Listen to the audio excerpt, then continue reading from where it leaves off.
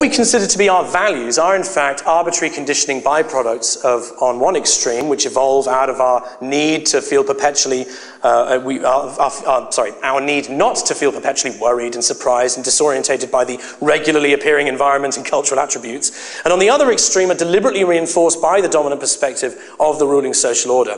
As Dr. Gabor Mate puts it, what you have to understand about an intellectual culture of a society is that it actually reflects the power interests in that society, the dominant perspective. And built right into the dominant value structure is the taboo of questioning the authority by which it is delivered. Fear of the unknown and fear of ostracism ensure that the advent of new opinions, new realizations, or anything that is new at all is met with discomfort, fear, even anger. And it's true of every existing society to get today. Again, McMurtry, this block against exposing the habituated and socially constructed self, and more deeply the regulating order which has constructed it, is a transcultural problem. Here is our second limiter to add to the first market lock. Resting within and under the market system shared by most of this planet is the culture blindness of basic societal functional analysis, our values, the mind lock. It is the inability and ill-equipped nature to understand how the system is operating around us and how our views are being informed by it. Third and finally, there is the sphere of education, something which Jim Phillips has dealt with in the applied sense. By education, I don't simply mean school, university, and grades and cheating, but also the methods of the distribution of information that exist within a society, including schools, universities, television, radio, internet-based media, films and documentaries, books, printed material, conversations, and so on. Education, in my sense, is the systemic assimilation and distribution of information within a society, the furthering of any knowledge and its modification, adjustment, development, and redistribution. It is what you learn from the daily interaction with that society, whether it's through a concerted and defined institution like a school, or personal endeavor like a book or a science kit, or leisure, be it what you are told by others or by television programs, what they display to you.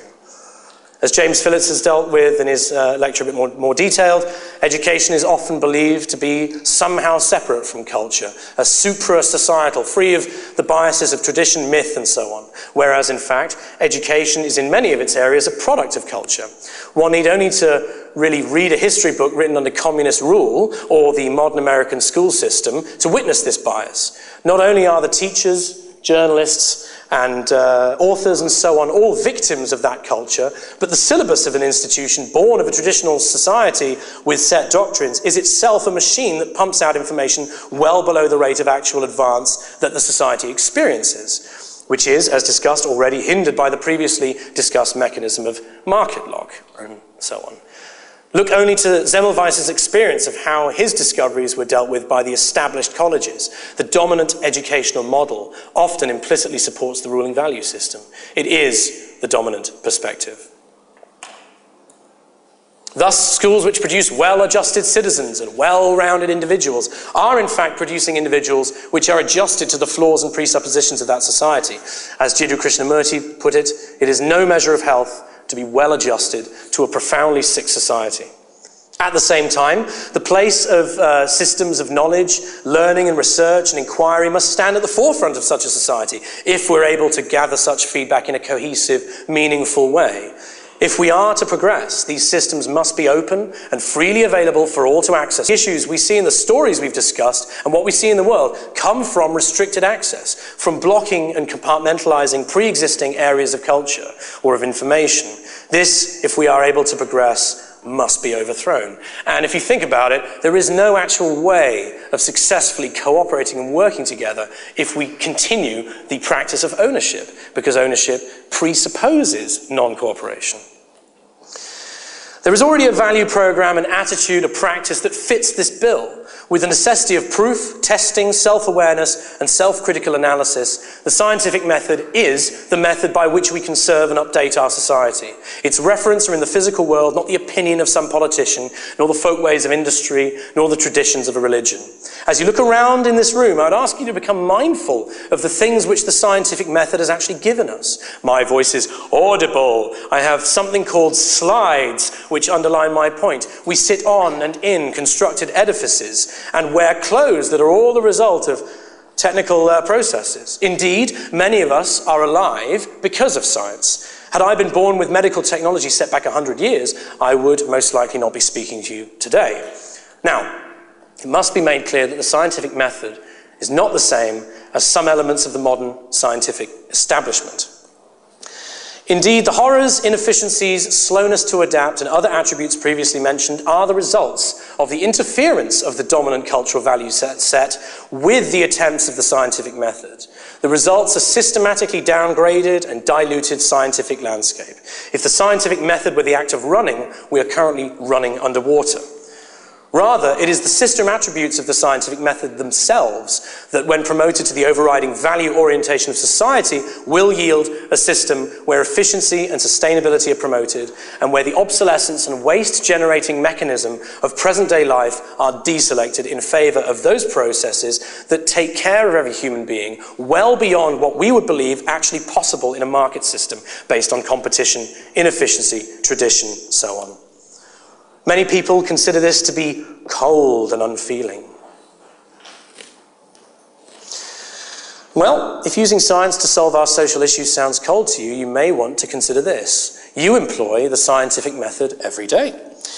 Placing one foot in front of the other will enable you to walk forwards. Having learned this, and that it's generally a good idea to face forward, you employ this method because of the results you have come to get from that.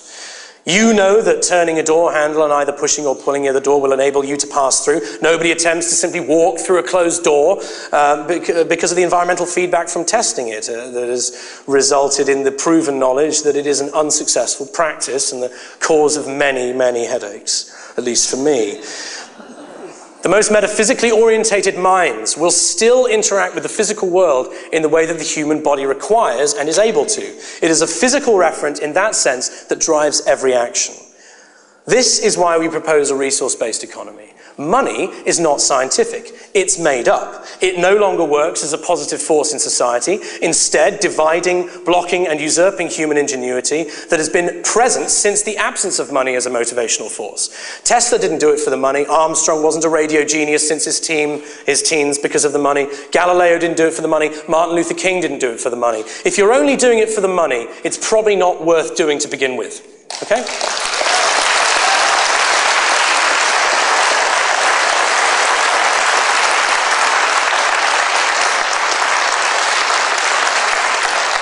Using what science and technology can truly offer us, we will evolve beyond the need for money. And with it, we will free ourselves from the inefficiencies, debt slavery, and tendencies towards manipulation that the present system's faulty self-analysis puts down to human nature and the way things are.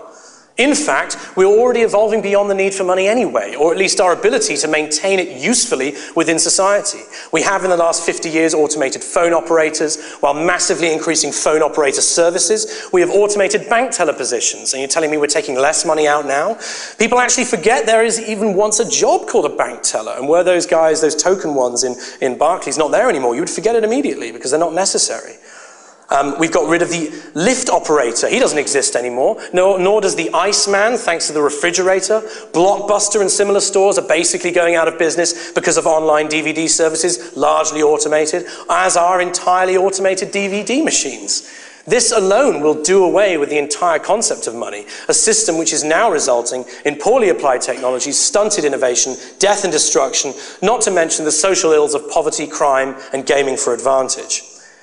In a society based on the scientific method, applied for social concern, we do away with vague human opinion in the operation of society. I don't care what David Sarnoff may think of FM technologies, or what a large pharmaceutical company thinks about Stanislav Brzezinski's treatment of cancer. If the science works, it stays. If it is one day surpassed by better methods, it goes. End of. No politicians, no voting, no straw polls, no vox pop interviews with people who do not know what the fuck they're talking about.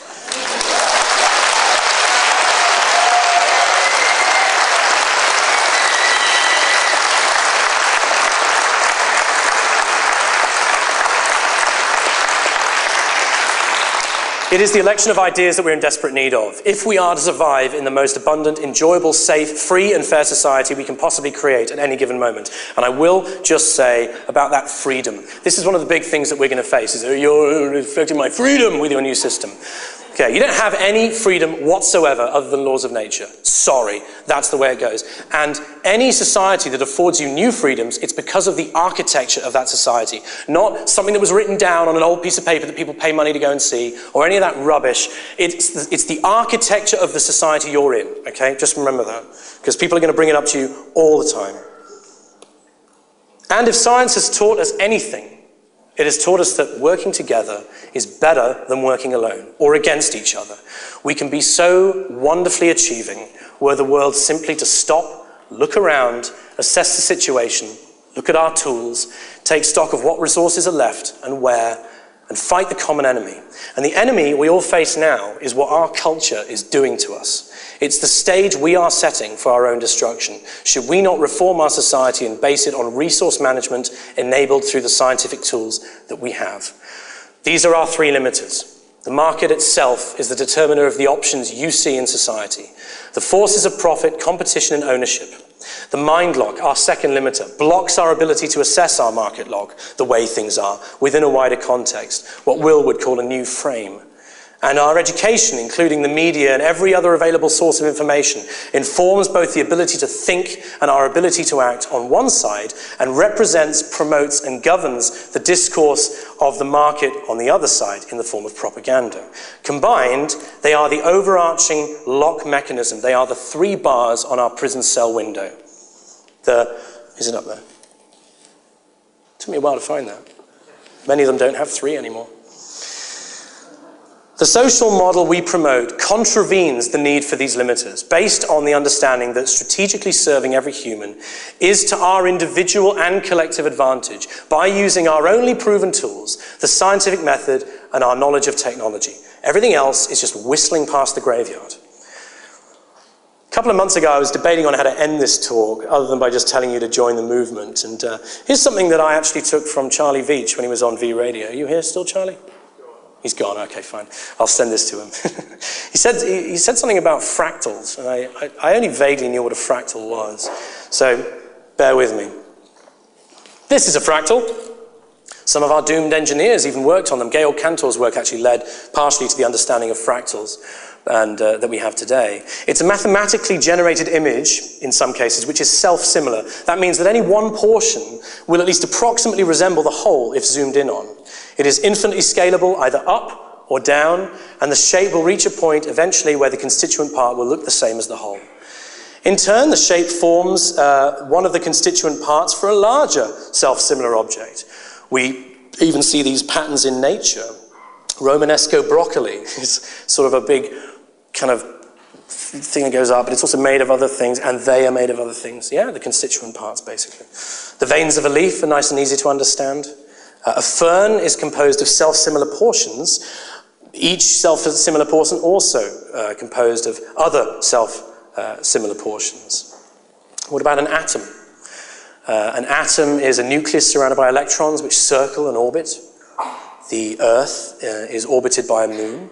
In turn, the Sun is orbited by multiple bodies in space. Solar systems orbit a center to become galaxies. The orbiting bodies are all made of their constituent parts, all with their own orbits and orbiters.